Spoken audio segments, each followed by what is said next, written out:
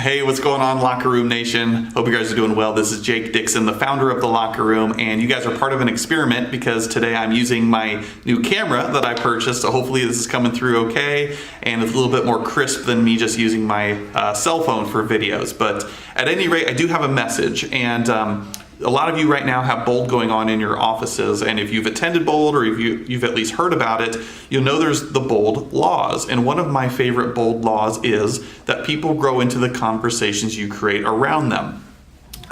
For today's message, though, I'm going to slightly modify that because what I know through coaching and personal growth is the most important conversations that go on in a single day are the ones that go on inside of your own head. So what I'm going to ask you to think about is if that Bold law is true, and I believe it is, that people grow into the conversations we create around them, yet I can also acknowledge the most important conversation of the day is the one that goes on in my very own head.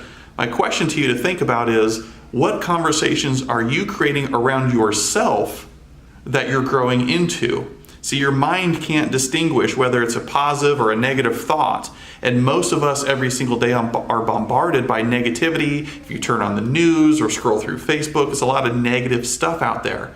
So it's a very dangerous battlefield that goes on in your mind, whether you're aware of it or not. And if people grow into the conversations we create around them, what conversation are you creating for yourself inside of your own head? And this really isolates the importance of personal growth. That's why I posted what I did this morning, if you saw that quote, is because if you're not on a personal growth quest right now, then I would strongly encourage you to do that. I'm talking download the audible.com app onto your phone and just listen to some audiobooks while you're driving or something.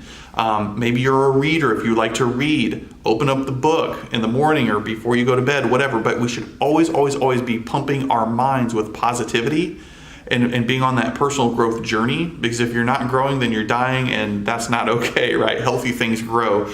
So personal growth, in my opinion, every time I'm asked about success or what should I do, that is always one of my number one answers, because your income cannot surpass your own personal growth. Many of us have to get out of our own way because we are the very lid to our own success, our own income potential. So for some of you, look, I know it's not about the money, but the reality is money magnifies the person that you are. So if you're a giver, great, make a lot of it. And if you don't need it, you can give a lot of it away, right? But money is good for the good that it can do. And this is not about the money per se, it's about what the money can do for you. So if you want to truly be committed to being the best person that you can be, the best business owner, the best spouse, the best steward in the church, or whatever's important to you, there's money involved. And I'm sorry if you don't like that, there just is. And to make money, and a lot of it, because you have the God-given right to make a lot of it, you have got to balance that out with your own personal growth.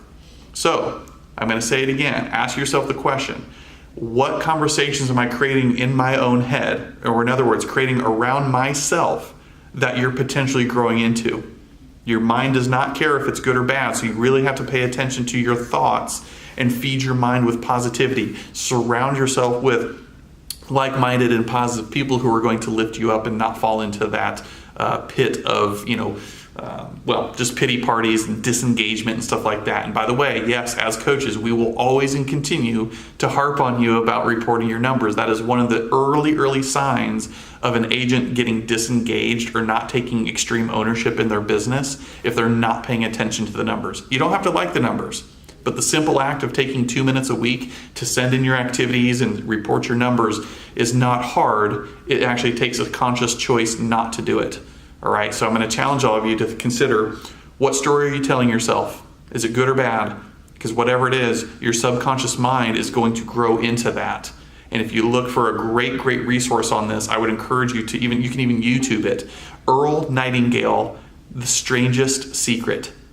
So it's Earl Nightingale, The Strangest Secret. It's only like 30 minutes long. Start there. It is phenomenal regarding the message that I'm giving you guys today. So anyways, that's what I have for you. I hope you guys are doing well. I'll talk to you soon. Bye-bye.